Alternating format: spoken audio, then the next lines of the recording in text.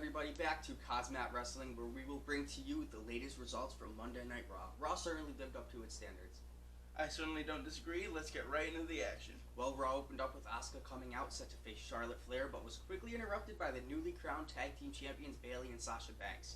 Bayley and Banks came out to gloat about their win last Friday and told Asuka to shut her mouth after Asuka claims that this is her ring. Charlotte Flair then came down to the ring, saying that she had a match with Asuka and for Bayley and Sasha to get out of the ring. Just when we thought this match was going to happen, the Iconics came out and after a few minutes of loud-mouthing one another, All Stars got into a brawl which led Asuka and Charlotte versus Sasha Banks and Bayley versus the Iconics. After a good few minutes of slap from each team, we cut to a commercial where after we saw the Iconics with the upper hand. Charlotte, the sneaky star that she is, tags herself in. Then Asuka tags herself back in and locks in the Asuka lock on Billie Kay to get her team the win. I think she definitely wanted to prove a statement here to Charlotte, saying that she's ready to take home the championship. After this match, we were then led to a video package of last week, Seth Rollins getting beat by Aleister Black. Seth came out and joined commentary, kicking Byron Saxton off the desk to do a satellite interview with Rey Mysterio. Rey claimed that there is a 619 waiting for Seth when he is cleared to compete due to his recent injury. Then Aleister Black comes out of nowhere and attacks Seth Rollins. We came back from commercial with an impromptu tag team match with Austin Theory and Buddy Murphy, set to face Carrillo and Aleister Black. After a few good roll-up attempts by both teams, Black stuns Murphy with a hard kick to the head, getting his team a win. But after this match, we were led to Charlie Caruso backstage with Randy Orton, asking how he is preparing himself for what he's heading into with Edge on Sunday, the greatest wrestling match ever, saying he would interrupt the Peep Show if necessary. After the commercial break, we were then treated to the Peep Show with Christian welcoming Edge to the ring. Christian really had it out for Edge, I really have to say. He did not think Edge was ready for his match on Sunday. He wanted the real Edge. He then called him Adam and rallied on about if the real Edge doesn't show up to Backlash, he might as well step through the ropes, go home, and Randy Orton shows up on the screen and tells both men to actually shut up. Orton promised he would take all of Edge's grit away and send him back home to his wife Beth and his two daughters Ruby and Lyric, which was kind of disappointing to Edge. Edge certainly looked pumped and furious, throwing the microphone down in disgust.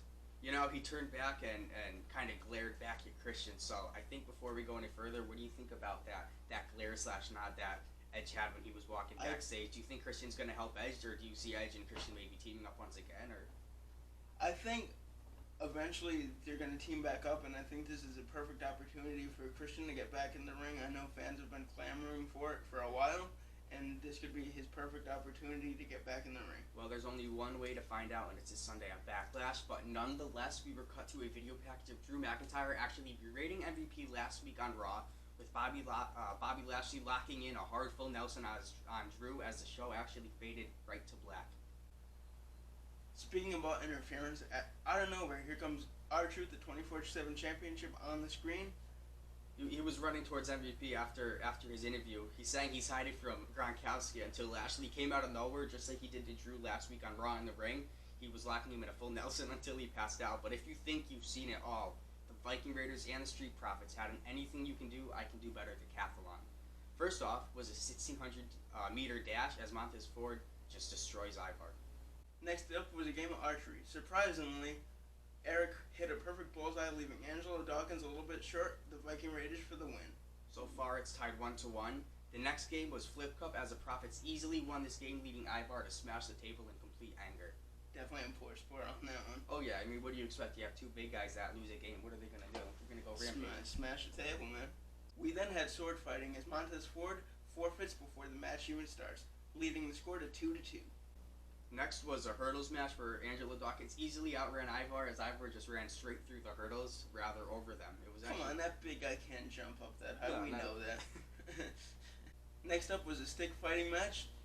Both teams fighting over a stick with a pool of ghost milk right between them. You know, actually, the Profits were thrown right to the ghost milk. It was funny because Angelo Dawkins and Montez, the crazy guy he is, just went absolutely berserk.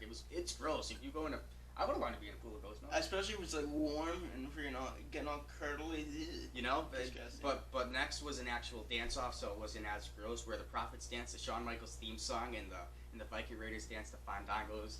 theme song allowing the judges to dance with them. Didn't the Viking Raiders even get a vote because one of the judges liked Eric or something Yeah, like that? that's what happened. One of the 3 judges actually voted out Eric because she thought Eric was actually pretty cute. Remember that officer about 2 weeks ago who thought Eric was cute, which gave him... What's with all these fat guys getting all the ladies' attention? Well, you know what? Profits took the win with a 4-3 lead so far. Continuing the decathlon, we then had a shot put match as Dawkins beat Ivar, making the score 5-3. The next was a turkey leg eating contest where we actually... Come on, we gotta know where this one's gonna go, where the Viking Raiders easily took the win. So far, it's Profits 5, Raiders 4. They probably ate turkey legs on the regular. This wasn't even in contest form. It was a dinner appetizer. We then had a pole vault match as the big Ivar surprisingly went further than we ever thought he could. You know, he was at least 24 feet up. I think it was crazy. The angle shots that they took was pretty funny. So, I mean, of course he didn't go 24 feet up. I mean, he couldn't jump hurdles, but he could go 24 feet up in the air. So who could expect that? That's the logic they have. But after the break, after all this madness that we witnessed, Apollo Crews makes his way explaining how he is excited to defend his United States title at Backlash against the winner of the upcoming triple threat match. So we cut to Andrade versus Garza versus KO in a triple threat, where the winner was actually set to face Crews at Backlash for the United States title. The winner here was Andrade after Kevin Owens hit Garza with a huge stunner, moving Kevin out of the way, taking the pinfall to take his advantage to Sunday for the United States title at Backlash. So I think it's going to be a good match between Apollo and Andrade. I'm very excited for this one, honestly, because it's the first time we're actually ever going to see Apollo Crews in a big-time pay-per-view match. Not even as champion, as his first big pay-per-view match ever. You know, I think it's going to be interesting, just like Drew winning his WWE title at WrestleMania. I think it's going to be cool if we have fans back at live events. It's going to be nice to see both of those competitors with a live title reign. They're going to both get a good amount of love that I think they both deserve. So it'll be cool just to see both of them reign longer. I certainly agree, man. So I hope he takes the win here. It's nice to see that WWE is pushing new talent and not just having the same champions run it back and go back and forth over and over and over again. With that intense back and forth match in the rear view, we were then led to Sarah Schreiber asking Charlotte Flair about her readiness for this weekend's match at Backlash after her intense match at NXT in Your House. You know, this match was really good. I think it was her, Rhea Ripley, and I think Io Shirai. You know, it was a very intense match. So it's going to be interesting to see how she can pull through this Sunday against her opponent. So Asuka actually came over throughout the interview and started dancing, and Charlotte goes, "You never take anything serious." She came over and slapped the hell out of the Queen, and that really got Charlotte going. So I mean, Asuka is a goofball, so no, she doesn't take anything serious. But hey, that's just who she is. She's kind of like an archer. Who likes to take a slap in the face, though? Exactly, you know. But after the break, Garza and Andrade were talk about a bitch slap.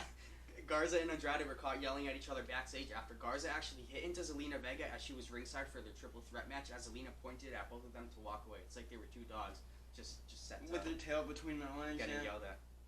Next was MVP's Lounge, as we assumed that this would break out into chaos right away, which it certainly did. You know, Drew came out, MVP thought he was bringing out Bobby Lashley, but it was Drew who actually came out, and then Bobby Lashley came out. Bobby Lashley was hit hard with a hard Glasgow kiss by Drew. You know, it really echoed in the arena. A type of hit like that, you can hear that loud. But it actually came... Especially with no fans, you know. Oh, you know, it actually came out and led to an impromptu match as the Profits and Raiders both came out leading MVP and Bobby versus the Viking Raiders. A lot of impromptu tag team matches with this Raw episode. I don't mind it for sure. I certainly like these impromptu tag team matches. Definitely gets a lot more superstars involved in the action. But Lashley, the machine that he is, held in the full Nelson on Eric for the win. So it was a pretty good match. It was a short match, but it was something short and sweet, I think. Yeah, perfect for the timetable that they had. You know, they worked with what they had. Some impromptu matches are this one was an but you know, well, I'll take it.